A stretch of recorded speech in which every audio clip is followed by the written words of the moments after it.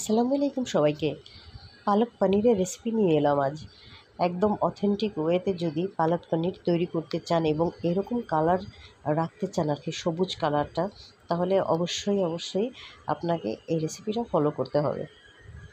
তো চলুন তৈরি করে ফেলি আজ প্রিয় পালক পনির।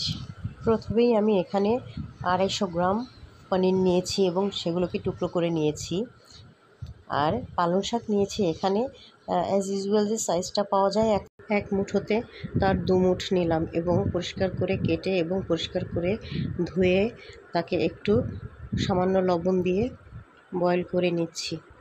পানিটা যখন ফুটে উঠবে তখন পালং শাকগুলো দিবেন এবং 2 থেকে 2.5 মিনিট বয়েল করবেন মাত্র, না হলে কিন্তু কালারটা ফেড হয়ে যাবে। এটা কিন্তু একটা বড় কথা, খেয়াল রাখতে হবে এই জিনিসটা।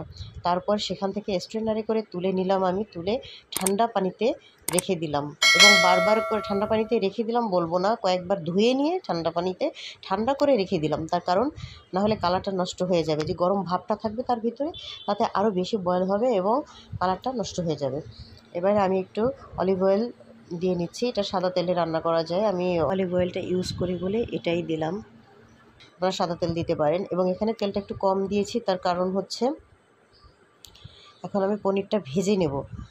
পনিরটা আমি তেলে ভেজে নেব, এরপরে আমি এর সঙ্গে ঘি অ্যাড করব।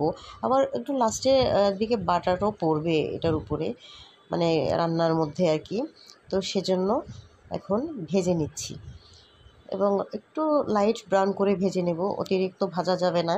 অনেকে না ভেজেও তৈরি করেন, কিন্তু আমার মনে হয় যে ভাজলে একটু ভালো লাগে। এখন পানিরটাকে উল্টে পাল্টে একটু ভেজে নিয়ে তুলে ফেলবো, একদম মিডিয়াম টু লো ফ্লেমে রেখে।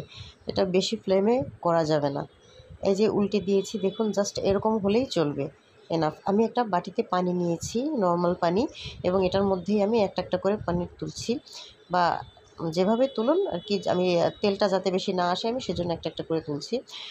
পানিতে এটা আমি কিছুক্ষণ ভিজিয়ে রাখবো, অর্থাৎ ভিজিয়ে বলতে আমি যতক্ষণে অন্য ইনগ্রেডিয়েন্টসগুলো এখানে অ্যাড করব, একটা প্রসিডিওর আছে সব কিছুর, সেটা তৈরি করতে আমার যতটুকু সময় লাগে ততটুকু সময় পানিতে পানিরটা ভিজবে।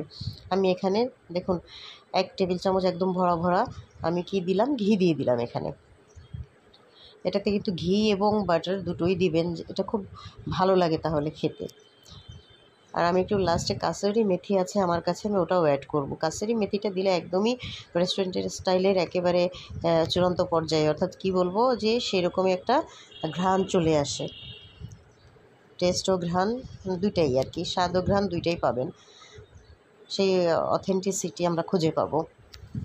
এখানে আমি শাহজিরা দিলাম 1 চামচ, 4 চামচের 1 চামচ শাহজিরা আমার কাছে ছিল। নর্মাল জিরা থাকলে, যেটা আছে আপনার কাছে ওটা দিলেও চলবে। জিরা দিলাম, একটু সামান্য সময় ভেজে নিলাম, জাস্ট ফ্লেভার আনার জন্য আর কি। এখানে রসুন কুচি দিয়ে দিলাম, আমি একটু রসুন কুচি টেবিল চামচের 1 চামচ দিয়ে দিলাম, কুচি করে, একদম কিমা করে যে কুচি করা হয় ওইভাবে দিয়ে দিলাম। এবারে একটু হালকা ব্রাউন করে ভেজে নিলাম। এর মধ্যে দিয়ে দিলাম আমি পেঁয়াজ, 1 কাপ পেঁয়াজ ভালোভাবে মোটামুটি কুচিয়ে নিলাম, দিয়ে দিলাম। কেউ যদি চান যে আধা থেতো করে দিতে, থেতো করে একটু দিতে পারেন, অথবা বাটাও দিতে পারেন, যদি চান কেউ বাটাও দিতে পারেন। তো পেঁয়াজটা ভাজতে ভাজতে একটু দেখিয়ে দিচ্ছি, আমি ব্লেন্ডারে এখন এগুলো নিয়ে নিলাম সব চিপে, অর্থাৎ পানিটা চিপে নিয়েছি, আমি সেটাই দেখালাম। এর মধ্যে আমি দিচ্ছি কয়েকটা কাঁচামরিচ, অর্থাৎ 3টা কাঁচামরিচকে মাঝখান থেকে ফেলে নিয়েছি, না নিলেও চলে, আস্ত 3টা কাঁচামরিচ দিলেও চলবে। আর হচ্ছে এখানে আমি একটুখানি ধনেপাতাও দিয়ে দিচ্ছি, দিয়ে একটু ব্লেন্ডারে চাপ দিয়ে নিয়ে আসবো। অর্থাৎ বেশি সময় না, একেবারে এমনিতেই অল্পতে মিহি হয়ে যায়। আরেকটা একটু কথা আছে, একটু টিপস, ছোটো একটা টিপস, সেটা হলো যে একটুখানি একটা স্লাইস আর কি আমি লেবু দিচ্ছি, লেবুর রসটা দিয়ে দিলাম। লেবুর রসটা দিলে ব্লেন্ডার করলেও ওটা অনেক সময় রঙটা সুন্দর থাকে আর কি, সবুজ রঙটা ভালো থাকে এবং খেতেও ভালো লাগে। সামান্য একটু পানি দিলাম, একদম খুবই কম পরিমাণে। আর এখানে এবারে আমি অ্যাড করছি টমেটো কুচি। পুড়ে গেলে কোনো তরকারির স্বাদই ভালো লাগে না, একটা বাজে ফ্লেভার আসে, বাজে স্মেল। দিয়ে দিলাম এখানে লবণ পরিমাণ মতো বলছি এই কারণ আপনি কতটুকু পরিমাণ রান্না করবেন সেই পরিমাণ বুঝে আপনি লবণ দেবেন। লবণটা যেহেতু চেক করে দেয়া যায়, সেক্ষেত্রে চেক করে দেওয়াই ভালো। আগে হাফ চামচ দিবেন, হাফ চা চামচ, তারপরে চেক করে দেখবেন, লাগলে আরেকটু অ্যাড করে দিবেন। তো একটু ভালোভাবে কষিয়ে নিতে হবে। ভালোভাবে কষিয়ে নেওয়ার পর আমরা অন্যান্য ইনগ্রিডিয়েন্টস এখানে অ্যাড করব। আর এখানে একটা টমেটোর বেশি দেওয়ার কোনো প্রয়োজন নেই। ছোট টমেটো হলে একটা পুরোটাই দেবেন এবং পাকা টমেটো সুন্দর কালার দেখে। আর যদি বড় টমেটো হয় তাহলে হাফ। ভালোভাবে মেল্ট করে এরপরে আমি এখানে 2 টেবিল চামচ টক দই মিক্স করব। টক দই 2 চামচ খুব ভালোভাবে আমি ফেটিয়ে নিচ্ছি, কারণ ফেটিয়ে না নিলে একদম ছানা ছানা হয়ে যায়, কেমন একটা মানে ছানা কাটার মতো দেখা যায়। ভালোভাবে একটু কষিয়ে নিচ্ছি, নেড়ে চেড়ে ভালোভাবে কষিয়ে নিতে হবে। এবার আমি এটা থেকে একটু একটু করে পানি দিচ্ছি, এখানে অন্য পানির ইউজ করছি না, কারণ এখানে যদি আমি অন্য পানি ইউজ করি মশলার জন্য, তখন দেখা যাবে যে এই পানিটা যখন আমি ঢেলে দেবো অনেকটা বেশি হয়ে যাবে। তাই আমি এখান থেকে একটু একটু করে ঢেলে দিলাম। এই রান্নাটা হতে কিন্তু খুবই অল্প সময় লাগে, তাই অতিরিক্ত পানি দেওয়ার কোনো প্রয়োজন নেই। এবারে অ্যাড করতে যাচ্ছি, দেখুন একটুখানি রসুন বাটা, একটুখানি আদা বাটা, একদম হাফ চা চামচের মতো দিয়ে দিলাম। হাফ চামচ হলুদ গুঁড়ো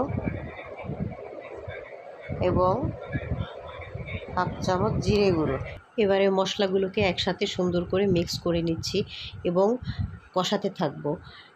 ভালোভাবে কষানো হয়ে গেলে এরপর বাকি উপকরণগুলো দিব। এবারে একটুখানি টক দই দিয়ে দিলাম, ফেটানো টক দই 2 চামচের মতো ছিল, 2 টেবিল চামচ ফেটানো টক দই দিয়ে দিলাম। ফেটানো টক দই, এই টক দইটা টমেটোটা আপনারা কিন্তু ইউজ করবেনই, এগুলো মিস করবেন না, এগুলো দিতে হয়। এবং দেখুন কি সুন্দর একটা সবুজ কালার রয়েছে কিন্তু আমার এই শাকটা ব্লেন্ড করার পর। পালক পনির সাধারণত পালং শাকের সঙ্গে পনিরের একটা রান্না। আর পালং শাকটাকে এভাবে বেটেই নিতে হয় আপনারা শিলনোড়ায় বেটে নেবেন অথবা ব্লেন্ডারে। এবারে পনিরগুলো দিয়ে দিচ্ছি। যারা এ ধরনের খাবার পছন্দ করেন, একটু ইউনিক টাইপের আলাদা কিছু, বাংলাদেশে যেটা, এটা তো আমাদের বাঙালিদের অ্যাভেলেবেল খাবার নয়, এটা একটু আলাদা খাবারই, তাই না? একটু টেস্টি, একটু অন্যরকম ফ্লেভার, অন্যরকম কিছু আপনারা এটা ট্রাই করতেই পারেন বাসায়, যারা মূলত ইন্ডিয়ান খাবার ভালোবাসেন।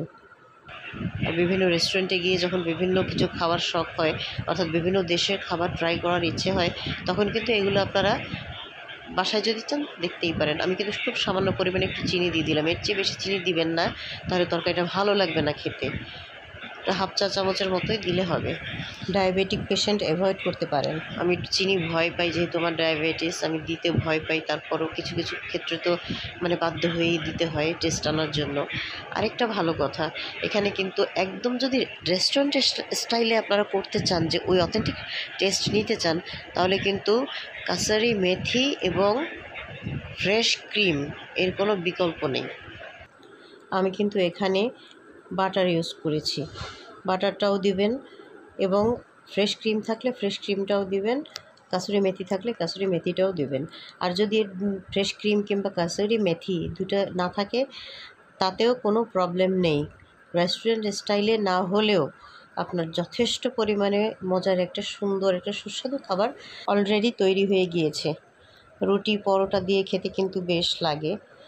সামান্য একটু কাসুরি মেথি হাতের তালুতে নিয়ে একটু ঘষে দিয়ে দিলাম, দারুণ একটা ঘ্রাণ আসবে, এটাতে দারুণ একটা ফ্লেভার অ্যাড হবে। কনসিস্টেন্সিটা বুঝতে পারছেন কীরকম থাকবে, জাস্ট এরকম পর্যায়ে নামিয়ে নিতে হবে।